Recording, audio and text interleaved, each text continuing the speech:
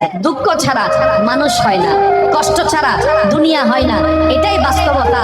আর এই চির বাস্তবতা, চির সত্য কথাটা যে যত দ্রুত মনের মধ্যে বসাই নিতে পারবে, সে তত দ্রুত সুখের সন্ধান পেতেই থাকবে। বলেন সুবহানাল্লাহ।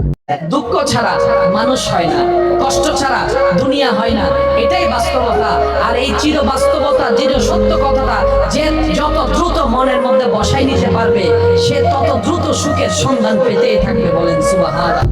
দুঃখ ছাড়া মানুষ হয় না, কষ্ট ছাড়া দুনিয়া হয় না, এটাই বাস্তবতা।